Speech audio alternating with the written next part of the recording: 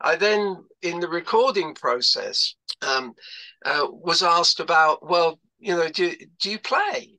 Do you? And from starting just a year and a half before that in the process of learning, and then getting piano skills together, and everybody at the time was playing guitar as well. So um, at least my elder brother bought a guitar, and I learned taught myself guitar.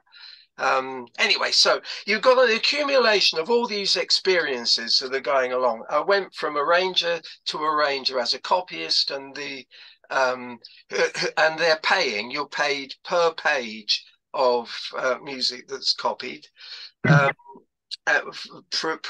presenting the parts. And serendipity played its part at every turn. The On one particular day when Nicky was working with the BBC Concert Orchestra, that would have been about 2 years later, and he wasn't right. There was something not quite right, and I didn't realise it at the time. He did like the the drink, and he was a bit worse for wear at the time, and he couldn't run the session.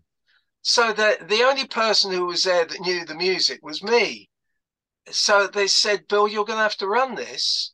And there I am, 17 years old, in front of the BBC Concert Hall. And so I had so I'm standing there doing exactly what Nicky used to do, which was just do this. And in his brogue, you'll have to excuse the language, in this brogue Scottish way, you just gotta fucking hit it down, lad, hit it down. So that wasn't a very good Scots accent. But anyway, there I was doing this, and the leader, Ephra Neiman, stopped and said, "BB, no, no, no, no, no, no. 1, 2, 3, 4. The most important is 4, because 4 tells us what you think you want us to do." And that was so I stood there and I was doing it. And just before they started playing, they all started applauding, and it was a kind of a support. So again, you learn at the time, do this, do that. And one of the producers present at that time, who ran the BBC radio orchestras, of which we had 16 at the time, realized that the score that was handwritten was not Nicky's hand, but mine. And at that particular point, Nicky hadn't been able to finish the scores because he was off his head. And he said to me, "Look, you've copied my stuff for the past couple of years, so you know what to do. You do this particular piece." So I did. And then he said to me, "Look, we've got recording sessions coming up soon where we need scores doing very, very quickly." He said, "You can't take the stuff home. We've got Shirley Bassey." And the way they worked was that a rehearsal pianist would go in and rehearse with the singing artist, play through a piece, and that was at the start of all these, not the cassette player, but the quarter-inch tape machines, and they'd have it on the piano with the artist, and so they play through.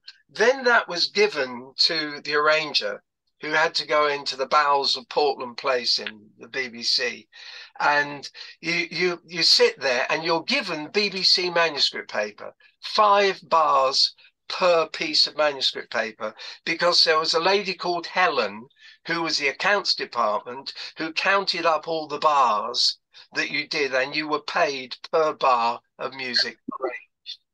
Okay, now this is all down to time, and you start work on this arrangement. You have no idea what the piece is until you hear it from the tape, and so you have to work out what the chord sequence is, what the end result is, and you know that in 3 hours' time, a copyist is coming in to copy the parts of the thing that you're arranging.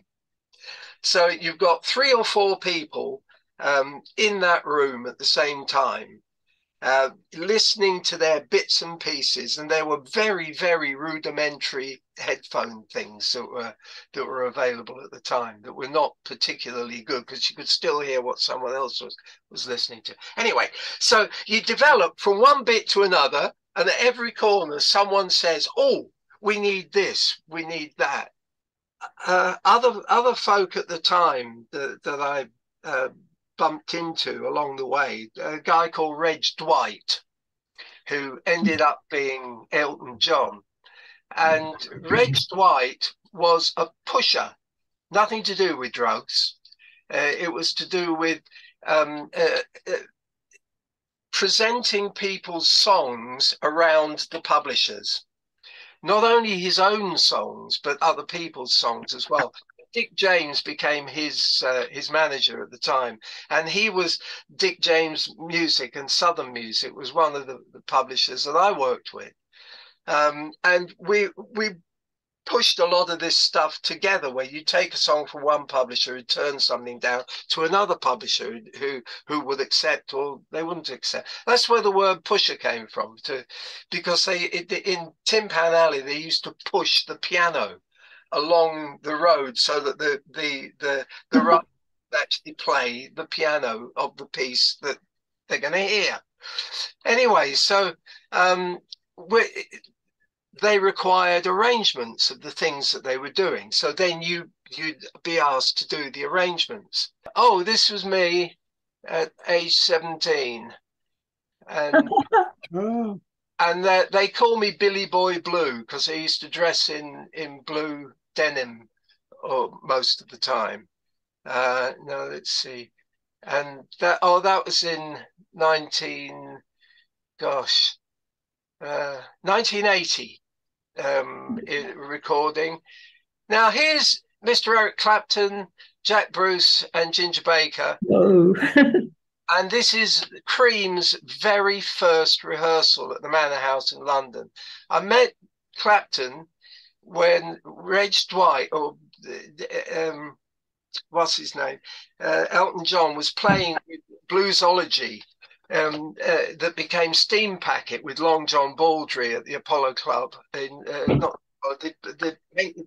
can't remember the name of the club now, in London, and where all the guys used to come to listen to each other. It was a time when there were no managements, no security, none of that stuff, and you could meet people and you just sit and you talk.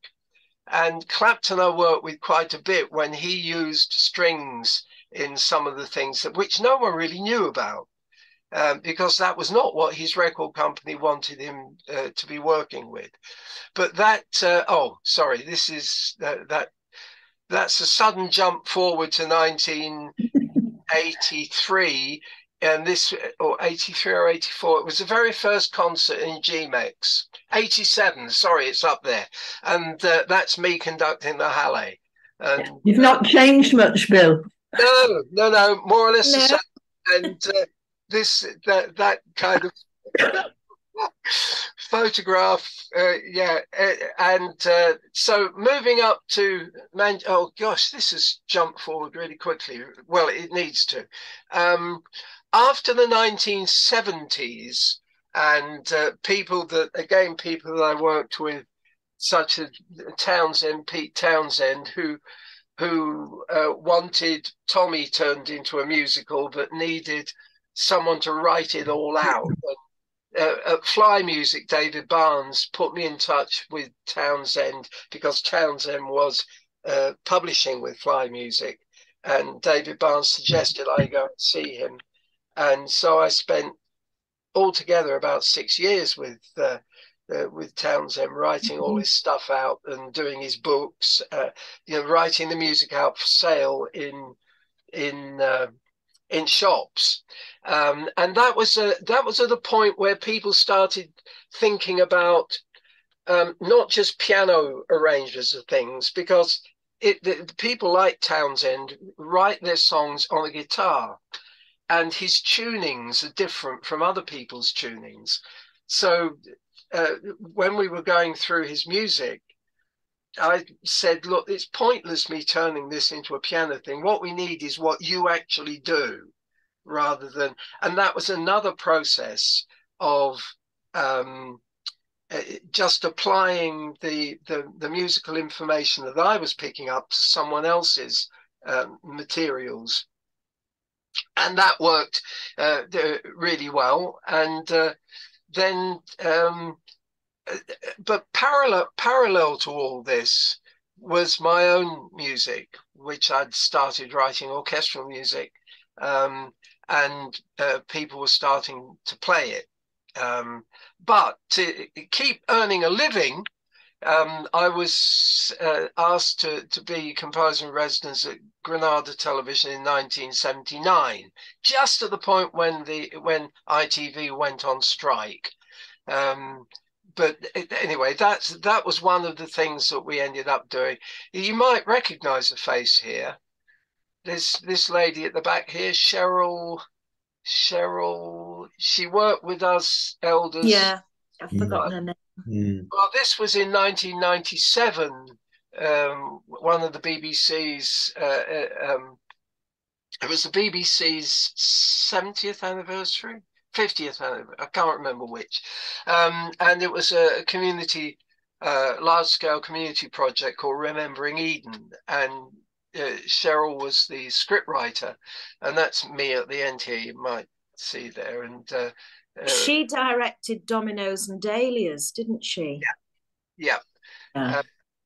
Let's see whether, and this is me working with the BBC Phil, and in Stoke-on-Trent, where we had a 5-year project called Aiming High, which was with 36 schools around the Stoke area, where I go in on a monthly basis, working with the kids to write their own stuff, which we then bring together with the orchestra, and then I would write these connections between their music, and this was to do with the planets, and it was a process of for the players themselves to get involved with creativity, not just playing what someone else has put in front of them, but to understand that creative process and how someone gets an idea and what you do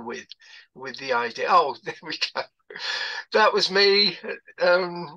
Very few photographs. In fact, I think I've only got 3 of the period. That's my sister Marie in Valentine's Park in Ilford in Essex. I was 17 at the time there. And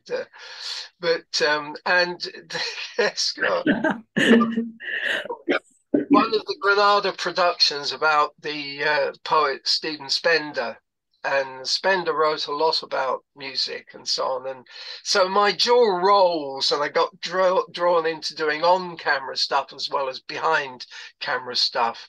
This is in Soweto in 2000, the BBC Children in Need thing, where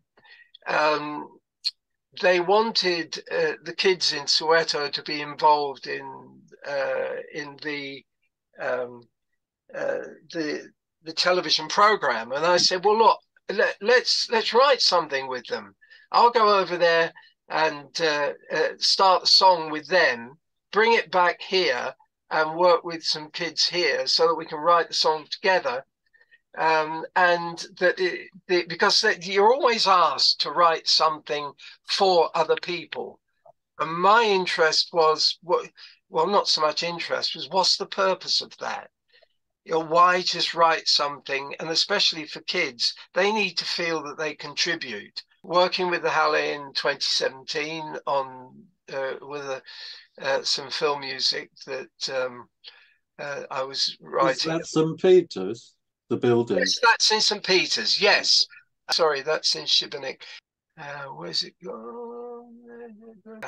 Now then, here's us in the RNCM recording this. I hope you can hear this.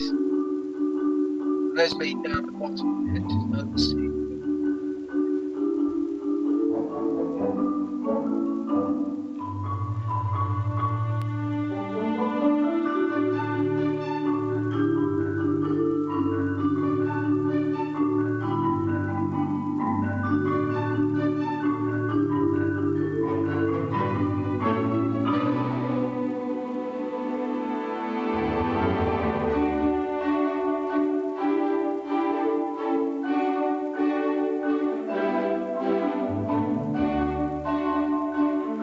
Okay, I'm stopping that there and stopping the share, because look, the purpose of that is not for me to let you hear the music I was writing, but the fact that part and parcel of what I do isn't to do with self, it's to do with what's the purpose of the moment.